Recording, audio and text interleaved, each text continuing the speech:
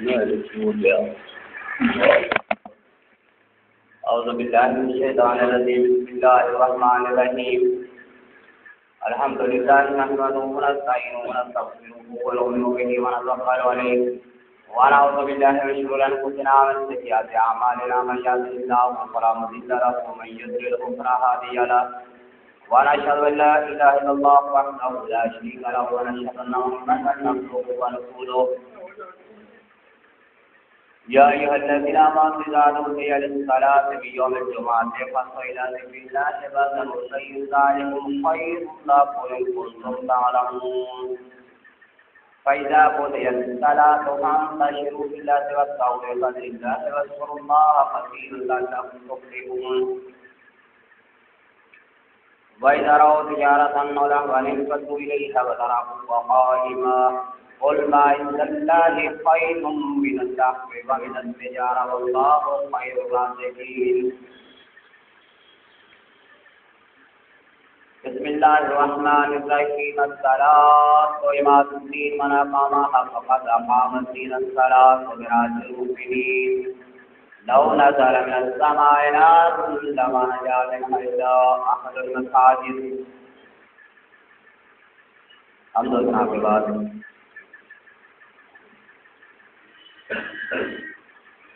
اللہ جل شانہ کا احسان ہے کہ اس نے ہم کو صبح کی نماز کی توفیق بخشی ہے۔ میرے بھائیو، اللہ جل شانہ کا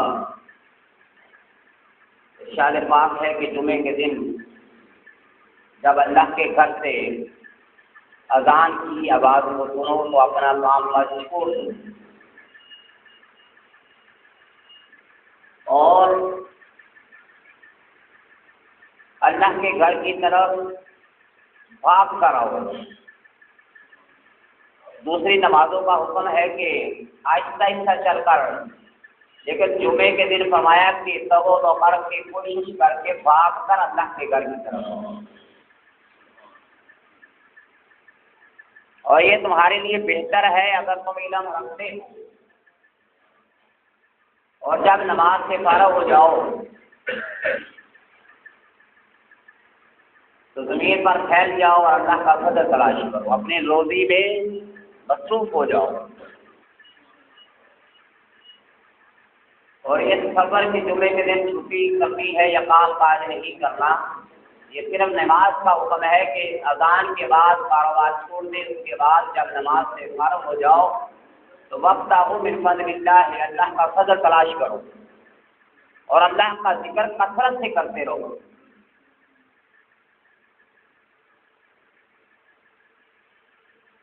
میرے بھائیو،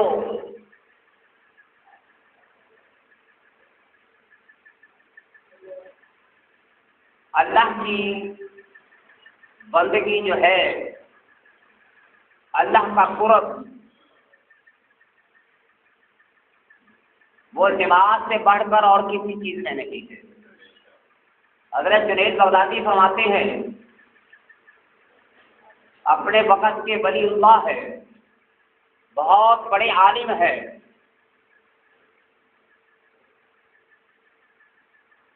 فرمایا کہ اللہ جل شانہ نے جب میرا حساب کتاب شروع کیا تو میں جو اٹھ کر رات کو نماز پڑھا کرتا تھا نا، نماز تہجد، وہ تھوڑے سے نفل جو ہے اللہ کی بارگاہ میں اتنے پسند آئے کہ اللہ نے مجھے معاف کروا دیا۔ فرمایا کہ ہر چیز جو ہے اللہ کو مقبول ہے، لیکن جو رات کو اٹھ کے نماز پڑھنی اللہ کو بڑی بزرگی والی اور بڑی عزت والی۔ اسی لیے تو قرآن پاک میں آتا ہے کہ صبح کے وقت قرآن کی تلاوت کیا کرو، اور نماز میں قرآن پڑھا کرو کہ اِنَّ قرآن الفجر کان مشہودا۔ فجر کی نماز یا فجر کی نماز کے علاوہ اگر آپ قرآن مجید پڑھتے ہیں تو اس وقت فرشتے حاضر ہوتے ہیں۔ صبح کی نماز جو ہے اس کا خصوصیت سے ذکر ہے، اِنَّ قرآن الفجر کان مشہودا۔ وہ موجب حضوری ملائکہ ہے صبح کا قرآن پڑھنا نماز کے اندر۔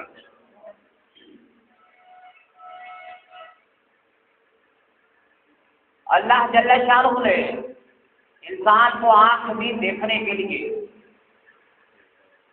یہ پاؤں دیے اللہ نے چلنے کے لیے، زبان دی اللہ جل شانہ نے کلام کرنے کے لیے، دل دیا فقاہت کے لیے۔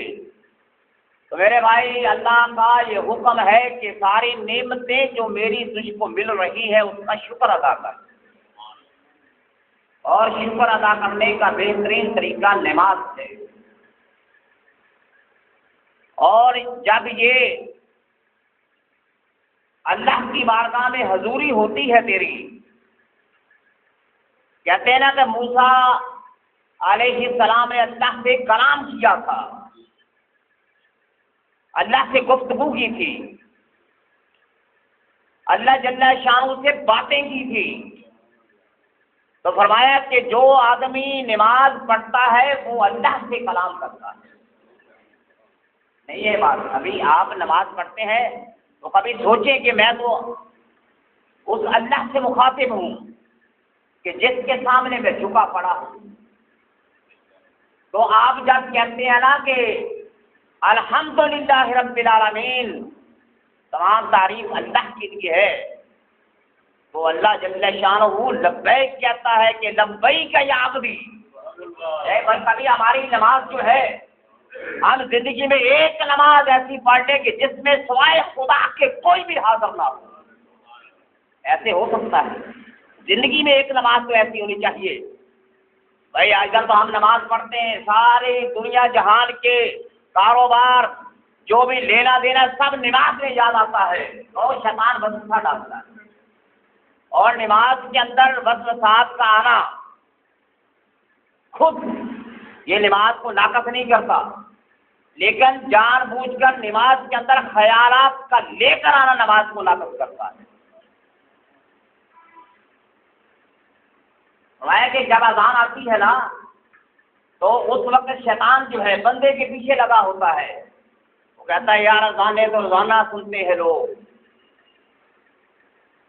وہ وسوسے ڈالے گا، بھائی یہ بھی کام کر لو، وہ بھی کام کر لو، ادھر بیٹھ جو تھوڑی دیر کے لیے۔ وہ بندے کو گمراہ کرتا ہے، وسوسے ڈالتا ہے، وہ بندے کے پیچھے پیچھے ہے شیطان، اس حد تک کہ وضو کرنے کے بعد جب آدمی نماز کے لیے کھڑا ہوتا ہے صفے بنانے کے لیے، وہ اس وقت بھی وسوسے ڈالتا ہے۔ اسی لیے فرمایا کہ جب نماز کے لیے کھڑے ہو جاؤ تو اپنے پاؤں کے ساتھ پاؤں ملا لو، جگہ مت چھوڑو، خالی جگہ شیطان کے لیے ہوتی ہے۔ اور جس وقت نماز کے لیے بندہ کھڑا ہوتا ہے، فرمایا ہے کہ وہ اتنے وسوسے ڈالتا ہے شیطان کہ آدمی نماز بھول جاتا ہے، اس کو پتہ نہیں چلتا کہ میں نے رکعتیں کتنی پڑھ لی۔ یہ شیطان کے سبب ہے۔ میں یاشوا ذکر الرحمن نقید له شیطانا وهو له قرین، جو اللہ کے ذکر سے غافل ہوتا ہے شیطان اس کا ساتھی بن جاتا ہے۔ لیکن پھر بھی فرمایا کہ نماز کے اندر وسوسے جتنے بھی آئے، نماز کے اندر آپ کو جتنی بھی بھول پڑ جائے، آپ کوشش کریں کہ بار بار اپنے ذہن کو بدلیں، بار بار اپنے ذہن کو نماز کی طرف لے کر آئیں۔ کیوں؟ شیطان کی کوشش ہوتی ہے کہ میں یہ ثابت کر دوں، یہ بندہ کل کو کہے کہ بھائی مجھ سے تو نماز صحیح نہیں پڑھی جاتی، وسوسے آتے ہیں، یہ نماز چھوڑ جائے گا۔ تو نماز کے اندر وسوسے اگر خود آئے تو کوئی بات نہیں ہے، لیکن جان بوجھ کر حساب کتاب کرنا وہ نماز کے عمل کے خلاف ہے۔ بندہ کہتا ہے بھائی میں نے قرض کا حساب کیا، میں نے اپنی ذمہ داری کا حساب کیا، وہ صحیح نہیں ہوا، لیکن جب نماز کے لیے کھڑا ہوا تو میرا حساب کتاب صحیح ہو گیا۔ بھائی آدمی کی یہ غفلت جو ہے یہ ثابت کرتی ہے کہ وہ جب اللہ کی بارگاہ میں کھڑا ہے مکمل طور پر اس کا جسم حاضر نہیں ہے، وہ کسی اور کام میں لگا ہوا ہے۔ لیکن اگر آپ کوشش کریں گے تو پھر یہ وقت آئے گا کہ آپ امیر المومنین علی بن ابی طالب ایک خنجر لگا، اب وہ خنجر کیسے نکالا جائے؟ فرمایا امیر المومنین نے جب نماز کے لیے میں کھڑا ہو جاؤں تو پھر وہ تیر یا خنجر نکال دینا۔ ان لوگوں کی نماز اتنی ان حماس کے ساتھ اللہ کی بارگاہ میں اتنا قرب کہ امیر المومنین نماز کے لیے کھڑے ہوئے، لوگوں نے تیر نکال دیا، اور جب نماز سے فارغ ہوئے لوگوں نے پوچھا حضرت ہم نے آپ کا خنجر یا تیر نکال دیا؟ حضرت فرماتے ہیں کہ مجھے بالکل خبر نہیں ہوئی کہ آپ نے تیر یا خنجر کیسے نکال دیا۔ بھیا ہماری نماز ایسی ہو سکتی ہے بھلا؟ بھائی آپ کا تو کانٹا کچھ کھینچے گا تو پتہ چل جائے گا۔ ہماری نماز اتنی، ہم جو لوگ سمجھتے ہیں کہ بھائی میں نے 5 وقت کی نماز پڑھ لی ہے، میں نے تہجد بھی پڑھ لی ہے، میں نے اشراق بھی پڑھ لی ہے، میں نے نماز اوابین بھی پڑھ لی ہے، میں چاشت کی نماز بھی پڑھتا ہوں، نماز ضحیٰ بھی پڑھتا ہوں، ٹھیک ہے نا؟ میرے بھائیوں نماز کا یہ مقصد ہے کہ تو اللہ کو پالے، ایسے ہی ہے نا؟ جیسے کسی نے پوچھا تھا امیر المومنین علی بن ابی طالب سے کہ آپ نماز پڑھتے ہیں، آپ سجدہ کرتے ہیں، آپ اللہ کے سامنے جھکتے ہیں، کبھی خدا کو دیکھا بھی ہے؟ بھائی کوئی آپ سے سوال کرے بھائی خدا کو نظر نہیں آتا؟ آپ سے اگر کوئی کہے کہ بھائی آپ بندگی اللہ کی کرتے ہیں، کبھی خدا کو دیکھا ہے، تو آپ اس کو کیا جواب دیں گے کہ ہم نے نہیں دیکھا؟ لیکن امیر المومنین علی بن ابی طالب فرماتے ہیں کہ میں اگر خدا کو دیکھ نہ لوں میں نے کبھی دوسرا سجدہ نہیں کیا۔ بھئی یہ وہ خدا کو اس طرح سے دیکھتے تھے، وہ جب کلام کرتے تھے کہ الحمدللہ رب العالمین، ان کے سامنے فرمایا کہ نماز کے اندر احسان یہ ہے، فرمایا کہ اللہ کی بندگی اس طرح سے کر کے تو خدا تجھے دیکھ رہا ہے۔ اگر ایسا نہیں، فرمایا کہ پہلے تو اگر اللہ کے لیے کھڑا ہے تو سمجھ کے خدا کے سامنے ہے، اگر ایسا نہیں کر سکتا تو یہ سمجھ کے وہ خدا تجھے دیکھ رہا ہے۔ یہ بات بندگی ہے۔ ہماری نمازوں کے اندر کوئی خلاف نہیں ہے۔ ہماری نمازیں ہم صرف سمجھتے ہیں کہ نماز پڑھ لی، ہم اصل میں صورتحال یہ بتاتے ہیں کہ ہم صرف عدد پورا کر رہے ہیں، ہم لوگ صرف فرض کو ادا کرتے ہیں، ہم لوگ یہ سمجھتے کہ نماز پڑھ لی، 1 سے لے کر 17 رکعتیں ہم نے پڑھ دی، ہم تو عدد ہی پورے کر رہے ہیں نا۔ اللہ قبول فرمائے ہمارے عدد کا بھی، اللہ تعالیٰ یہی ہمارے اعداد ہی پورے کر لے کہ ہم اس قابل ہے کہ اللہ کی بارگاہ میں آ کر کھڑے ہو گئے، اللہ اس کو بھی قبول کرنے والا۔ لیکن بندگی یہ ہے کہ میرے بھائیوں تیری نمازوں سے پتہ چلے آخر تو نمازی ہے۔ بھائی نماز کا اثر ہونا چاہیے نا بندے پر۔ نماز اگر پڑھی ہے تو نماز اگر پڑھنے کے بعد تیری دکانداری کے اندر ہیرا پھیری باقی ہے، تیری تجارت کے اندر وہی چیز باقی ہے، تیرے کاروبار کے اندر سود باقی ہے، تو حلال حرام کی تمیز نہیں کرتا، تیرے معاملات خدا کے خلاف ہے سارے، تو میرے بھائیوں ایسی بندے کی نماز سمجھو کامل نہیں ہے۔ کامل نماز ہوتی تو اس کو برائیوں سے روک دیتی۔ فرمایا میرے پاک نبی نے من لم تنہا صلاتہ عن الفحشاء والمنکر لم یزدد من اللہ الا بعدا، کہ جس کی نماز اس کو برائیوں سے نہیں روکتی وہ بجائے خدا کے قرب کے خدا سے وہ دوری پاتا ہے۔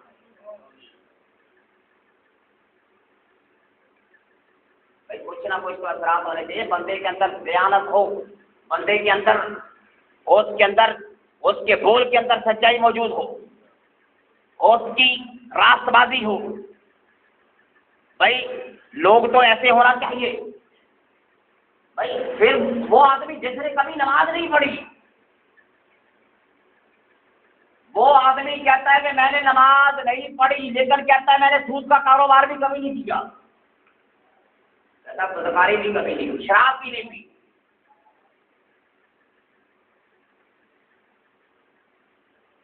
ٹھیک ہے نا؟ وہ کہتا ہے بھائی آج سارے لوگ یہ لوگ نمازیں کیوں چھوڑ رہے؟ وہ کہتے ہیں ہمیں نمازیوں کا پتہ ہے بھائی، آج کل تو بحث یہ چلتی ہے تو بھائی جو بے نمازی ہے نا آپ ان کا ذکر کرتے ہیں بھائی، آپ کہتے ہیں چلو، وہ کہتے ہیں بے نمازی تو ویسے ہی کہتے ہیں خدا کی بارگاہ سے ملعون بن گیا ہے، خدا کی رحمت سے دور ہے، وہ جتنے بھی برے کام کرے وہ سب سے بڑا کام تو یہ کہ بے نمازی ہے۔ لوگ کہتے ہیں نماز پڑھنے والے کون سے عامل ہیں؟ نماز پڑھنے والے بھی چھرا چلا رہے ہیں، سارے چھرا چلا رہے ہیں۔ کس کو پھر آپ نماز کے لیے کہیں گے؟ ادھر یہی صاحب خدا بن گیا۔ بندے کہتے ہیں مذہب الگ ہے، رات کو چوری کی، شرابی چلائی، لوگوں کے گھر لوٹ لیے، صبح کو اٹھ کے غسل کر کے تہجد کے لیے یاسین پڑھنے کے لیے، سورۃ الواقعہ رحمان پڑھنے کے لیے، بندے کہتے بھائی وہ نماز اپنی جگہ پر ہے، یہ چوری عیاری جو ہے بھائی دین کا مقصد یہ ہے کہ آپ کو اگر آپ بندگی پہ اترا ہے تو آپ سب سے پہلے ان چیزوں کو چھوڑیں۔ دیکھو نا، اگر آپ جو ہے نماز بھی پڑھتے ہیں بھائی تجھ سے لوگ دھوکہ کھا جائیں گے،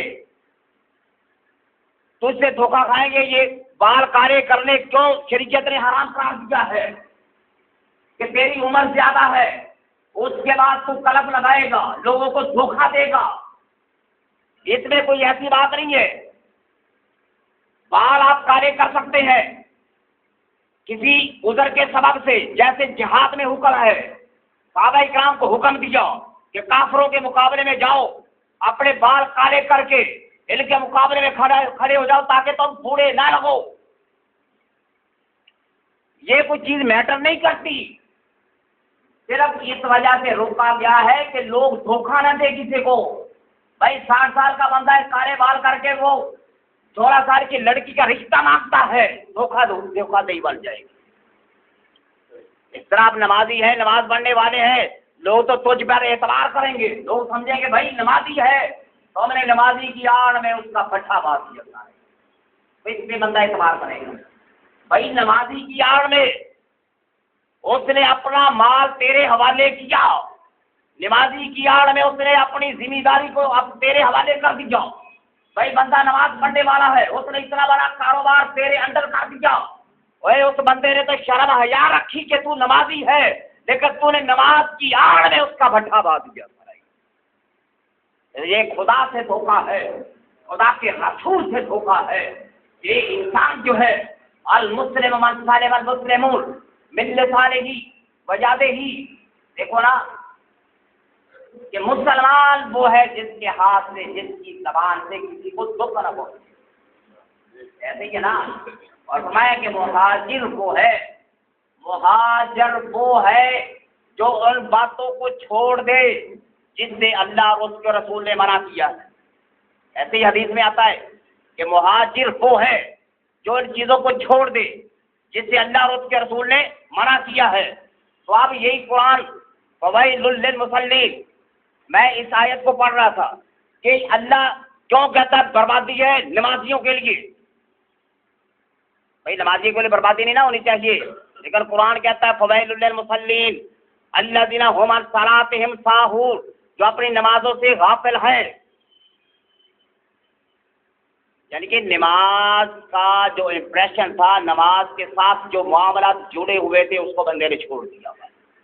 یہ ایسی بات بھی نہیں ہے کیونکہ نماز کے فضائل میں ایسا ہے، فرمایا یا رسول اللہ وہ آدمی فلاں کام بھی کرتا ہے، وہ فلاں کام بھی کرتا ہے، فرمایا کہ وہ نماز پڑھتا ہے، فرمایا رسول اللہ صلی اللہ علیہ وسلم نے آن قریب اس کی نماز یہ برائیاں بھی اس سے چھڑا دے گی۔ تو یہ بھی مطلب نہیں لینا چاہیے کہ بھائی وہ تو بندہ شراب پیتا ہے، وہ چوری کرتا ہے، زنا کرتا ہے، آپ کہیں کہ بھائی وہ تو نمازی بھی ہے، ایسی ہے نا بات۔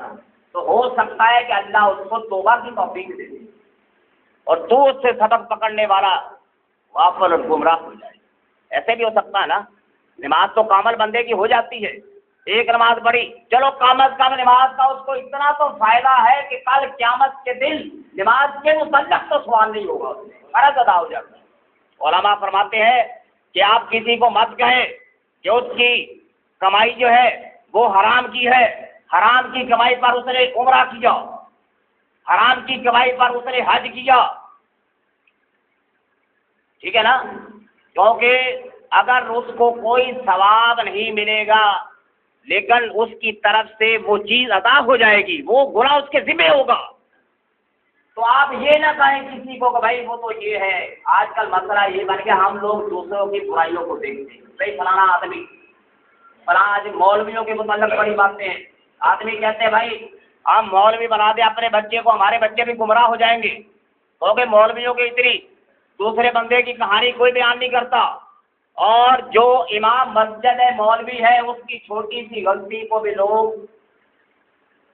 بات کا بتنگڑ بنا کے لوگوں کے سامنے پیش کرتے ہیں. بھائی دیکھو نا، اگر آپ مولوی کو برا بنا دیں گے آپ کو نماز کون پڑھائے گا؟ ٹھیک ہے نا؟ نماز مولوی اگر برا ہی ہے تو آج مسلے پہ بھی تو کھڑا ہے، اس کے پیچھے نماز بھی پڑھتا ہے، نماز بھی پڑھ لی یا مسجد سے نکلے مولوی کی بدگوئی شروع ہو.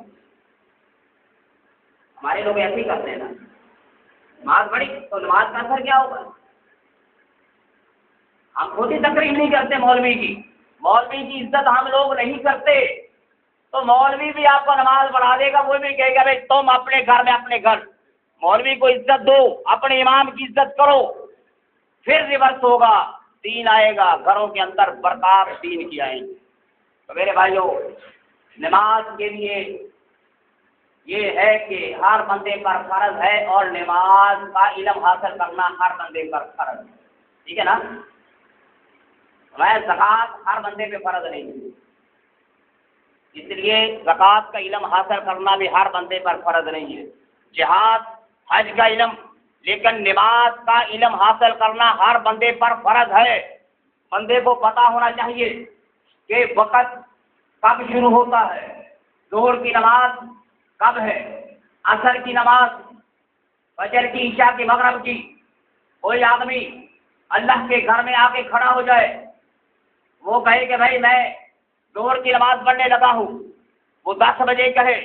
پہلے وقت کا تعین کرنا، اپنے جسم کو صاف رکھنا، اور پھر نیت رکھنا کہ میں فلانی نماز پڑھ رہا ہوں. اگر آپ ویسے ہی آگے کھڑے ہو جائیں گے نا، جب تک آپ کی نیت نہیں ہوگی کہ میں واجب پڑھ رہا ہوں. آپ کی نیت ہونی چاہیے پہلے کہ میں ظہر کی 4 سنتیں پڑھنے لگا ہوں. جس آدمی نے نیت نہیں کی اس کی نماز نہیں ہوگی. نیت کا کرنا نماز میں ضروری ہے، اور پھر قبلے کا تعین کرنا نماز میں یہ ضروری ہے. اور پھر یہ ہے کہ آپ کو پتہ ہونا چاہیے، اگر آپ نماز امام کے پیچھے پڑھ رہے ہیں تو آپ کو نیت کرنی ہے کہ پیچھے اس امام کے. ٹھیک ہے نا؟ اور اپنے جتنے بھی مسائل ہیں نماز کے کہ مضبوط کیا ہے، لاحق کیا ہے. بعض آدمی ایسے وہ کہتے ہیں بھائی نماز کے لیے ہم مسجد میں جاتے ہیں، ہمیں مسائل کا پتہ نہیں ہے. بھائی اس کے لیے تقریروں سے، بیان سے کبھی دین نہیں آتا. دین آتا ہے سیکھنے سے، تربیت سے آتا ہے. آپ جس کا مرضی بیان سن لے، جب تک کہ آپ ان حماق سے بیٹھ کر تربیت تعلیم نہیں لیں گے آپ کو کسی مسئلے کی سمجھ نہیں آئے گی. تو اس کے لیے تربیت کا ہونا ضروری ہے. آپ چھوٹی سی نماز لے لیں، اس کے اندر نماز کے مسائل لکھے ہوئے ہیں. نماز حنفی ہے دوسری، اس کے اندر سارے مسائل شروع سے لے کر آخر تک موجود ہے کہ فرض، واجب کیا ہے، مستحب کیا ہے، جائز کیا ہے، سنت کیا ہے، سنت موقتہ کیا ہے. ٹھیک ہے نا؟ نماز کے متعلق بندے کو سارا کچھ پتہ ہونا چاہیے. نماز جمعہ کی کتنی باتیں ہیں، اور نماز تہجد ہم نے کس طرح سے پڑھنی ہے. جب تک آپ کو علم نہیں ہوگا آپ کی کوئی چیز بھی ادا نہیں ہوگی. ٹھیک ہے نا؟ بعض آدمی تو ایسے جن کو غسل کا نہیں پتہ. بھائی غسل کے اندر جتنے فرائض ہیں وہ ادا کرنے ضروری ہے. اگر آپ نے غسل کیا لیکن ناک میں پانی نہیں ڈالا تو آپ کا غسل نہیں ہوگا. آپ نے ڈبکیاں لگا دی ہیں ٹیوب ویل کے اندر، لیکن یہ ضروری ہے کہ جو فرض ہے غسل کے انہیں ادا کرنا چاہیے. آپ کا منہ تر ہونا چاہیے، یہ گلا جو ہے یہ خشک نہ رہے، آپ کے جسم کا ایک بال بھی ایسا نہ ہو جہاں پر پانی نہ پہنچا ہو، ہر عضو تک پانی پہنچنا چاہیے. اور پھر یہ آپ وضو کے لیے آگے بیٹھتے ہیں، وضو کے اندر 4 فرض ہیں، ان کا ادا کرنا ضروری ہے. ٹھیک ہے نا. ابھی یہ قرآن پاک کے اندر آتا ہے کہ لوگوں جب تم نماز کے لیے کھڑے ہو جاؤ تو فاغسلوا وجوہکم، اپنے چہرے کو دھو لو، وایدیکم الی المرافق، اور وامسحوا برؤوسکم 3، وارجلکم الی الکعبین، اپنے پاؤں کو دھو لو. اب یہاں سے کچھ لوگ کہتے ہیں کہ وامسحوا برؤوسکم، پھر سر کا مسح کرو اور پاؤں کا بھی مسح کرو. کہتے ہیں پاؤں کا تو دھونے کا ذکر ہی کہیں نہیں ہے. ابھی آپ قرآن مجید پڑھتے ہیں نا، تو قرآن مجید کے اندر اس کی جو تفسیر یا کچھ لوگ ادا کرتے ہیں وہ کہتے ہیں وامسحوا برؤوسکم، کہ سر کا مسح کرو، وارجلکم الی الکعبین. تو آپ اس کا حل کیا نکالیں گے؟ کچھ آپ کو پتا چلے گا؟ کچھ آدمی آپ سے پوچھتے ہیں بھئی یہ تو وامسحوا برؤوسکم لفظ ہے کہ سر کا مسح کرو، وارجلکم الی الکعبین، اپنے پاؤں کو دھو. اب یہ تو مسح کا ذکر ہے، پاؤں دھونے کا تو ذکر ہی کسی جگہ پر نہیں ہے. کوئی ہے آپ کے پاس حل اس کا؟ آپ پڑھے ہوئے نا، لکھے ہوئے ساتھ ساتھ کہتے ہیں کہ ہم جو ہے نا ایک فلانا، بھائی کچھ تو ذہن کے اندر بات ہونی چاہیے نا آپ کے. جب ایک آدمی آپ سے کہتا ہے کہ بھائی یہ قرآن مجید میں لکھا ہوا ہے کہ وامسحوا برؤوسکم، سر کا مسح کرو اور پاؤں کا مسح کرو، وارجلکم الی الکعبین، وہ تو ذکر ہی کون ہے اس کے اندر پاؤں کو دھونے کا. تو یہ علماء نے بتلایا ہے کہ یہ جو لفظ آتے ہیں نا فاغسلوا وجوہکم، کہ اپنے چہرے کو دھو لو، وایدیکم الی المرافق، کونیوں تک ہاتھوں کو دھو لو، اور وامسحوا برؤوسکم، یہ جو لفظ آتے ہیں نا وامسحوا برؤوسکم، اس میں یہ ذکر ہے سین زیر 6، مسح کا ذکر اللہ نے الگ کیا ہے، وامسحوا برؤوسکم.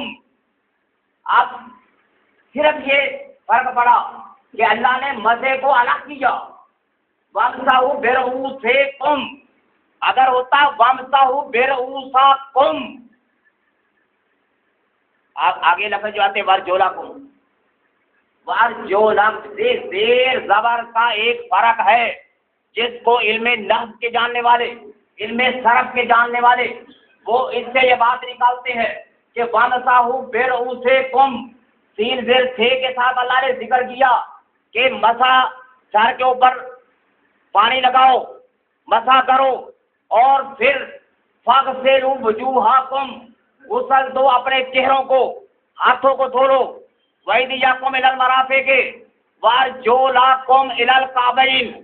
پھر یہ لام زبر لا ہے، اگر یہ لام زیر لے ہوتا یہ پھر ہونا تھا مسح کا لفظ، پھر تو بالکل اس کے اندر اختلاف ہی نہیں تھا کہ آپ اپنے پاؤں کا بھی مسح کریں. لیکن وہ سین زبر سا ہے، سین زیر 6، یہ لام زبر لا. یہ علم صرف، علم نحو کے جاننے والے سمجھتے ہیں کہ فاغسلوا، غسل دو، وجوہکم. اب یہ جو فاغسلوا کی اس میں ضمیر ہے وہ ایدیکم، کیونکہ پاؤں کا ذکر تو بعد میں ہی آنا تھا، پاؤں تو پہلے آتے ہی نہیں ہے، پاؤں تو آخر میں آتے ہیں. یہ فاغسلوا وجوہکم، یہ فاغسلوا کی اس میں ضمیر جو ہے وایدیکم الی المرافق وارجلکم لام زبر لا. اس وجہ سے علماء فرماتے ہیں کہ اللہ نے یہ ذکر پاؤں کے دھونے کا کیا ہے، لیکن یہ زیر زبر کی غلطی کو لوگوں نے ناقص بنا کر لوگوں میں یہ بات پھیلا دی کہ آپ پاؤں کا بھی مسح کریں، آپ سر کا بھی مسح کریں. حالانکہ حدیث پاک میں لکھا ہوا ہے کہ نبی صلی اللہ علیہ وسلم جب وضو کے لیے آتے تو اس طرح سے وضو کرتے، سر کے اوپر مسح کرنے کے بعد ہاتھوں کو دھویا، پھر اپنے پاؤں کو 3 دفعہ دھویا کرتے تھے. مسے کا ذکر کسی جگہ پر نہیں لکھا ہوا. اور پھر فرمایا کہ جب آپ پانی پھینکے اپنے پاؤں پر صرف پانی نہ پھینکے بلکہ اپنے ہاتھ کے ساتھ اپنے پاؤں کو اپنے جسم کے ہر حصے کو ملے. صرف مسے کا ذکر کسی جگہ پر نہیں آیا. یہ قرآن میں جو آتا ہے نا وَامْسَحُوا بِرُءُوسِکُمْ، صرف مسے کا ذکر جو ہے قرآن پاک کے اندر آتا ہے. سر کا صرف مسا ہے، پاؤں کا کوئی مسا نہیں. پاؤں کو نبی صلی اللہ علیہ وسلم نے پانی پھینکا، ہاتھ کے ساتھ دھویا. اور یہ بہت سی احادیث سے ثابت ہے کہ نبی صلی اللہ علیہ وسلم اپنے پاؤں مبارک کو دھویا کرتے تھے. ٹھیک ہے نا. پھر آگے بات کہتے ہیں بھائی یہ صبح کی نماز ہے، صبح کی اذان، حی علی الصلاۃ، حی علی الصلاۃ، حی علی الفلاح، حی علی الفلاح، الصلاۃ خیر من النوم، الصلاۃ خیر من النوم. یہ جو لفظ ہے نبی کے دور میں جو اذان ہوئی اس کے اندر الفاظ نہیں تھے. کہتے یہ بعد میں عمر فاروق کے دور میں یہ لفظ لگائے گئے. میرے بھائیوں، نبی صلی اللہ علیہ وسلم نے حضرت بلال کو اذان کا حکم دیا تھا، نماز سکھلائی اذان، اور فرمایا اے بلال صبح کی اذان میں ان الفاظ کو آپ نے پڑھانا ہے، الصلاۃ خیر من النوم، الصلاۃ خیر من النوم. یہ امیر المومنین، یہ حضرت بلال، یہ بعض لوگ کہتے ہیں نا امیر المومنین کے حکم سے یہ لفظ ڈالے گئے. نہیں، یہ نبی پاک صلی اللہ علیہ وسلم نے حضرت بلال کو خود سکھائے تھے کہ صبح کی اذان میں الصلاۃ خیر من النوم کا اضافہ کرنا ہے. یہ قطعاً نہیں ہے کہ بعد میں لگائے گئے، کیونکہ شریعت وہی ہے. کوئی آدمی ایسے ہو سکتا ہے کہ بغیر نبی کی اجازت سے، بغیر نبی کی سیرت کے دین کے اندر اضافہ کر دے.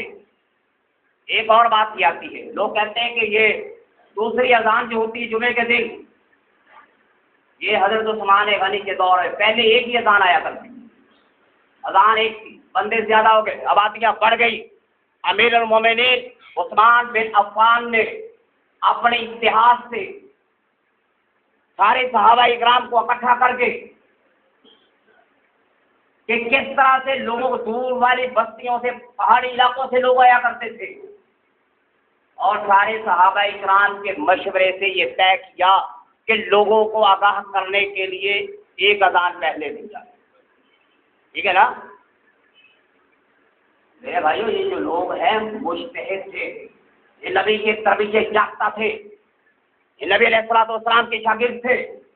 یہ لوگ کوئی ایسے نہیں تھے کہ جن کو آپ کہتے ہیں عالم تھے، فقیہ تھے، فلاں تھے.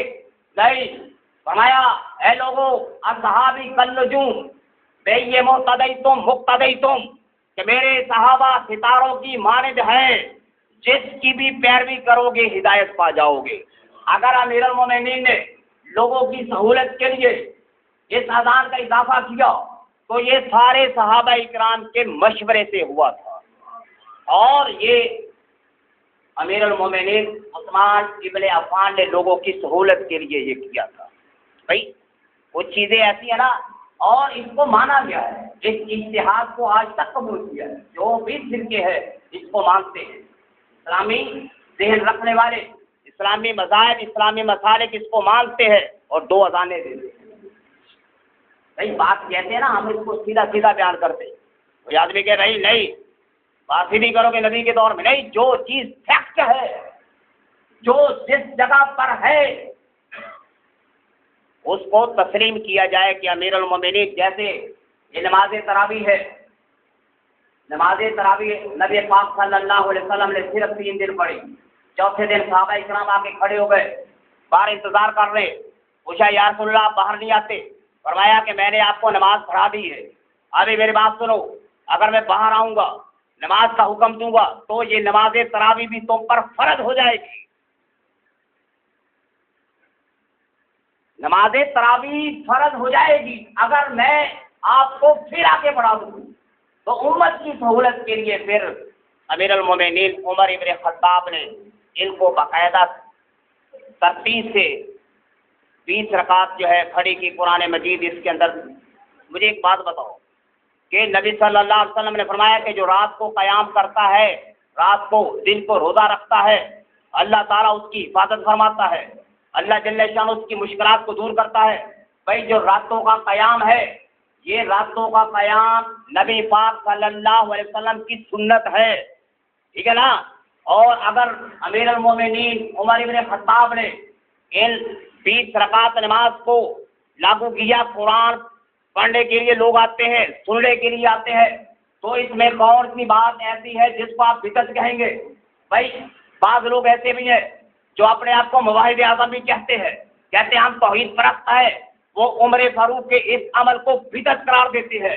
کچھ لوگ تو تراویح کو شروع سے ہی نہیں مانتے، کہتے تراویح ہے ہی نہیں، اور کچھ لوگ کہتے ہیں بھائی ہم اس بدعت کو نہیں مانتے۔ بھائی اگر رات کو آپ نماز پڑھتے تراویح کی، قرآن پڑھتے ہیں، بھائی آپ نے کسی نے آپ کے اوپر حکم مسلط تو نہیں کیا کہ یہ فرض ہے، سب لوگ کہتے ہیں بھائی سنت ہے، نبی نے پڑھی ہے، اور نبی کے بعد یہ آج تک آپ خانہ کعبہ میں چلے جائیں، ہر سال 20 رکعت نماز جو تراویح ہوتی ہے، سعودی عرب میں بھی، اندلس میں ہوتی، الجزائر میں، جدھر بھی آپ چلے جائیں، افریقہ کے کسی ملک میں چلے جائیں، 20 رکعت نماز تراویح پوری دنیا میں آج کل ہوتی ہے۔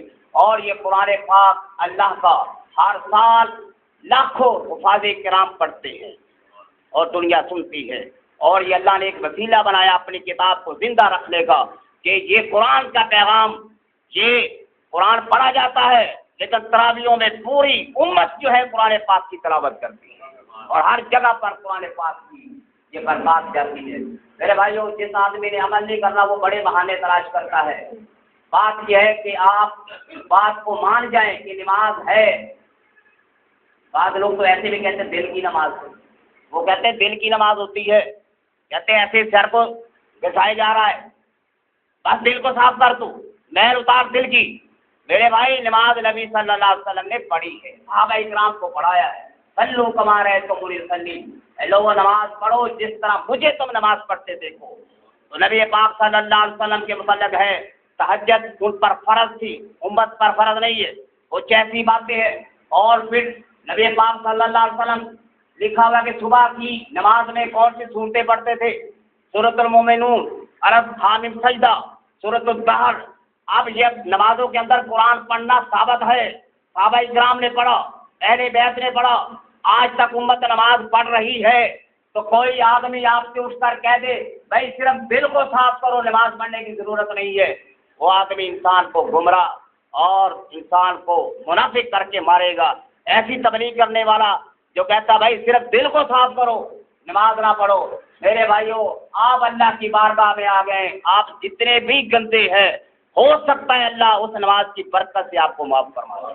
اور یہ بہانہ نہیں ہے کہ آدمی زنا کرتا ہے، کوئی آدمی کہے وہ بدکاری بڑی کرتا ہے، وہ ایک صرف سمبل ہے۔ لوگوں کو بتلایا گیا کہ اپنی نمازوں کو ملامت زدہ مت کرو، نمازوں کی عزت رکھو، برے کام چھوڑ دو، لیکن یہ بھی مطلب نہیں ہے کہ اگر گندا آدمی نماز پڑھنے کے لیے آ جائے تو آپ اسے دھکے دے کر باہر نکال دیں، نہیں، جو اللہ کی بارگاہ میں آیا اللہ اس کی بندگی کو قبول کرنے والا ہے۔ اللہ تعالیٰ